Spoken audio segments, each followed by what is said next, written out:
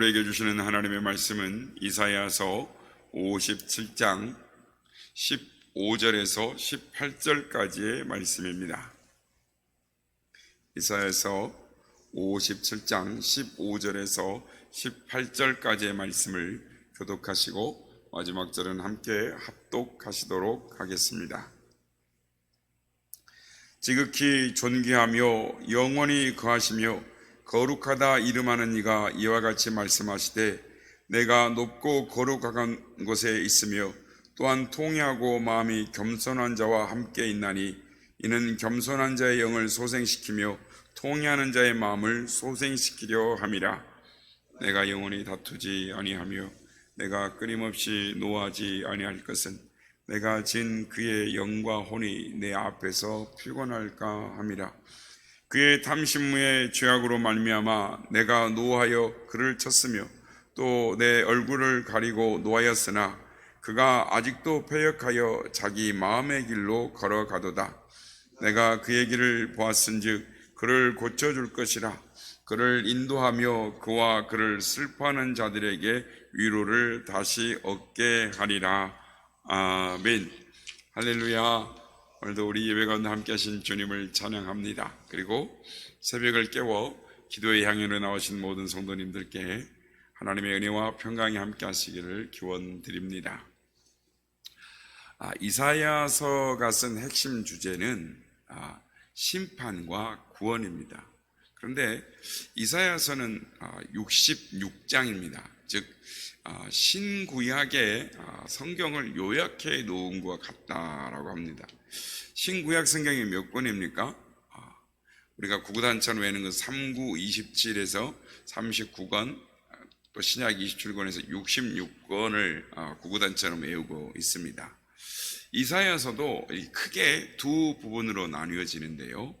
처음 부분은 39장까지이고 그 다음에 두 번째 부분은 나머지 부분 27장으로 구성되어져 있습니다. 그래서 첫 부분에 나온 부분, 이 39장은 9장까지는 회개하고 하나님께 돌아오기를 거부한 이스라엘 민족에 대한 하나님의 심판을 강조한 이 구약의 내용과 같습니다. 그리고 두 번째 나오는 나머지 이 27장은 이 회복에 대한 메시지와 우리를 구원하실 이 예수 그리스도 메시아에 대하여 초점이 맞춰져 있습니다. 그래서 신약의 내용과 비슷하다라고 할 수 있습니다. 그 가운데 이 위로의 책으로 알려져 있는 40장부터 이 55장까지는 하나님의 임박한 구원과 이스라엘의 회복을 약속하고 또 추방한 자들, 즉 남은 자들이 돌아오는 위로에 대한 말씀을 하고 계십니다. 그 가운데 우리가 잘 알고 있는 유명한 구절이 있죠. 이사야서 53장 5절에서 6절 말씀, 그가 찔림은 우리의 허물 때문이요 그가 상함은 우리의 죄악 때문이라. 그가 징계를 받음으로 우리가 평안을 누리고 그가 채찍에 맞음으로 우리가 나음을 입었도다. 우리는 다 양 같아서 그릇 행하여 각기 제 길로 갔거늘 여호와께서 우리 모두의 죄악을 그에게 담당시키셨도다.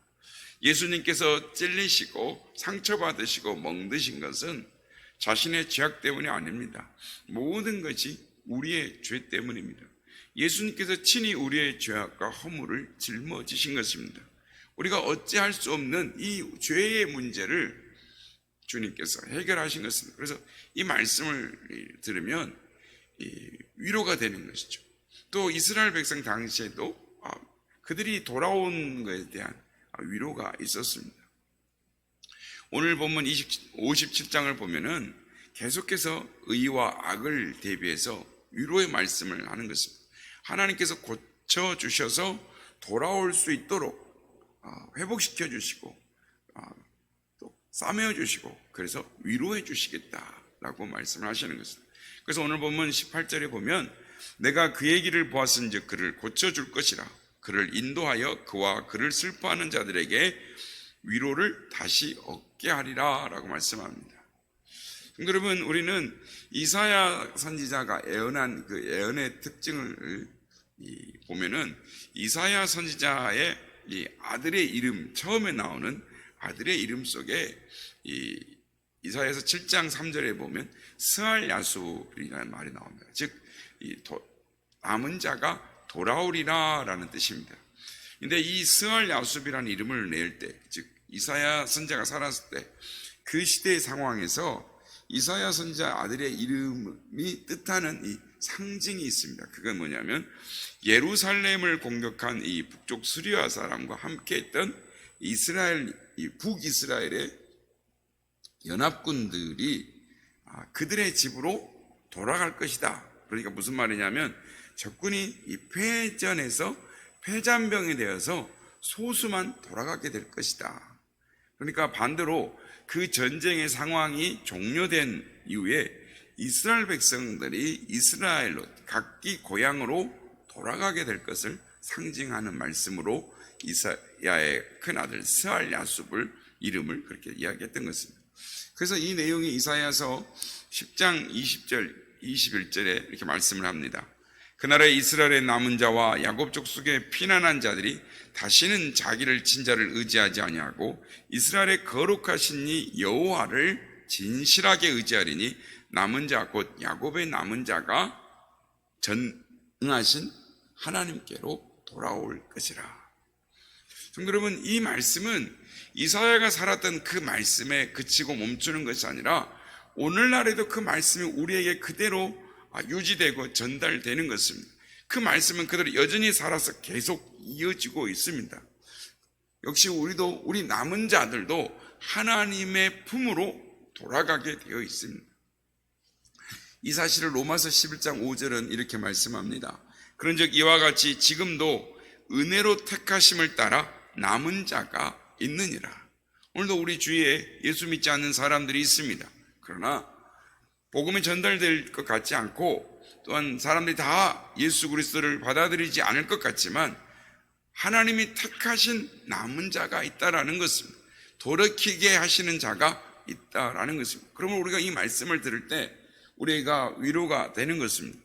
성도 여러분, 우리가 큰 위로를 받을 수 있는 것은 우리의 죄악에 따라서 처치하지 아니하시고 하나님의 은혜를 풍성하게 베풀어 주셔서 우리를 하나님의 남은 자로 만들어 주셔서 오늘도 하나님의 크신 사랑과 은혜의 이 축복의 주인공이 되게 하신다라는 것입니다.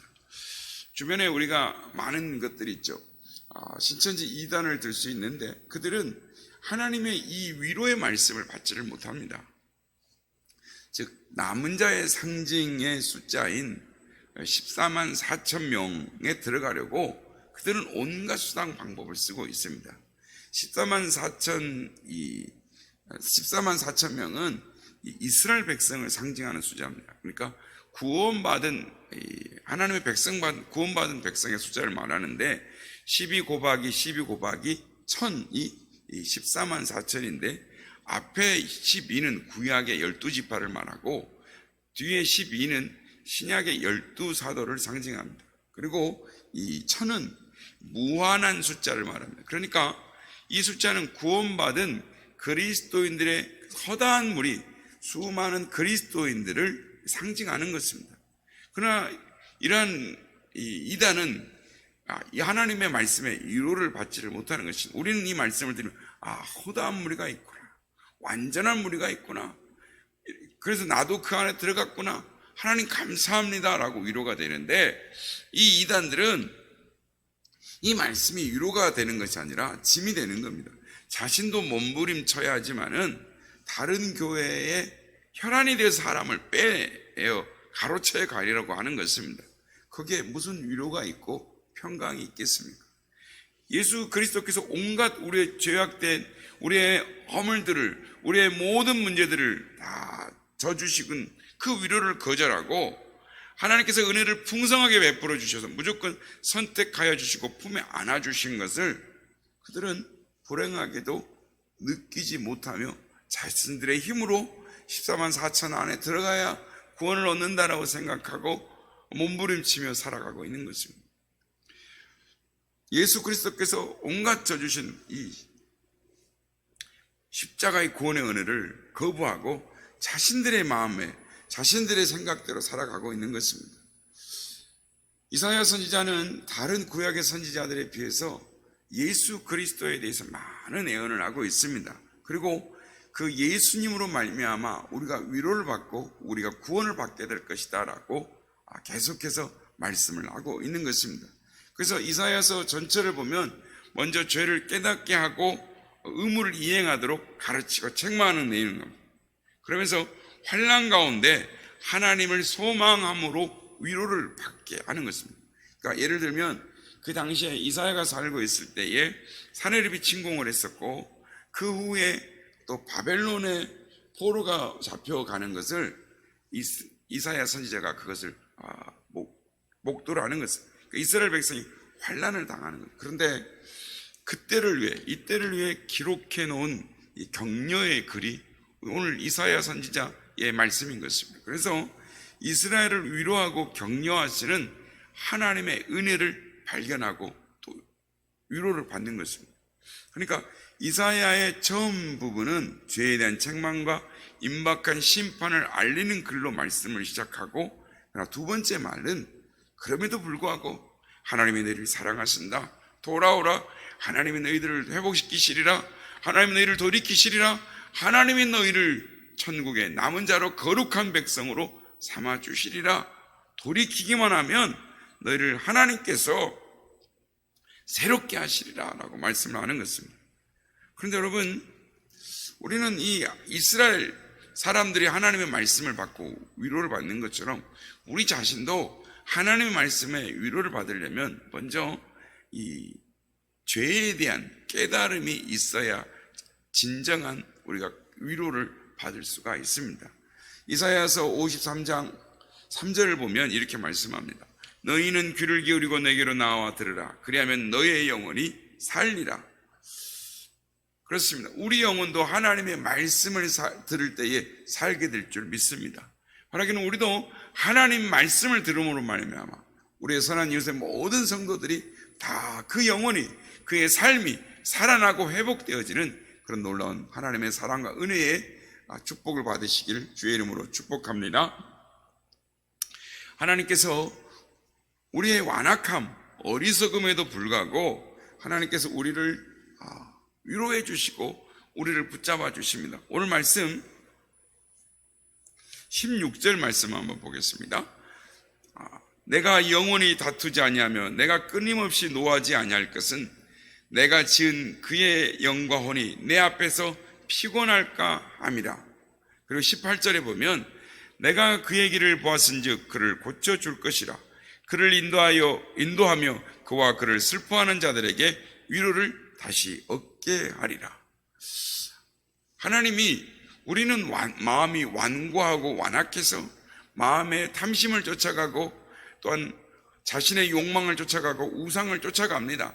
돌이키라 돌이키라 말하지만 돌이키지 않는 것입니다. 오늘 우리가 읽지는 않았지만 이사야서 57장 상반절, 상반부에 보면 이 7절에 6절에 보면 골짜기에서 주운 매끄러운 돌로 우상을 만들었다라고 말합니다. 그러니까 하나님이 말씀하시면 돌이키라, 옳은 길로 살라, 바른 길로 살라라고 말씀하시지만 우상으로 매끄러운 돌로 만든 우상이 그냥 무슨 말을 하겠습니까? 묵묵히 앉아만 있는 것이죠. 그냥 우리가 하는 말만 듣는 거예요. 그러니까 우리의 욕심을 따라, 우리의 생각을 따라 완악하고 강팍한 길로 가지만 하나님이 이제는 그들을 책망하시지 않고 그들에게 다투지 아니하고 하나님이 폐역된 길, 죄악된 길, 저주의 나락으로 떨어지는 그 길로 가는 것들을 주님이 아시고 돌이키게 하시겠다는 것입니다. 그를 고쳐서 그를 인도하고 그를 슬퍼하는 자 가운데서 건져내서 위로해 주시겠다라고 말씀을 하시는 것입니다. 성도 여러분, 하나님은 우리를 위로하시는 하나님이십니다. 때때로 우리가 인생길에서 우리를 책망하시는 하나님의 음성을 들을 때가 있습니다. 고난이 있고 어려움이 있고 문제가 있어서 하나님이 나에게 뭐라고 말씀하시는가? 하나님 나를 책망하시는구나 라는 걸 느낄 때가 있습니다. 그러나 하나님이 나를 고난 가운데, 나를 문제 가운데, 어려움 가운데 두시는 것은 오늘도 우리를 위로하시고 오늘 우리를 돌이키게 하시고 하나님의 예비하신 생명과 은혜의 길로 나아가도록 우리를 고쳐주시려고 축복하시려고 하신다라는 것입니다. 그러므로 성도 여러분, 우리에게 어려움이 있습니까? 고통이 있습니까? 문제가 있습니까? 바라기는 그 가운데, 문제 가운데, 어려운 가운데 우리에게 찾아오셔서 말씀하시는, 우리를 위로하시는 주의 음성을 듣는 우리가 되기를 원합니다. 오늘도 여전히 구약의 이스라엘 백성들에게 찾아오셔서 위로하시는 하나님께서 오늘도 우리에게 위로의 말씀을 하고 계십니다. 바라기는 그 위로의 말씀을 붙들고 소망으로 오늘도 우리의 맡겨진 삶을 믿음의 경주에서 승리하는 우리 모두가 다 되시기를 예수님의 이름으로 축복합니다.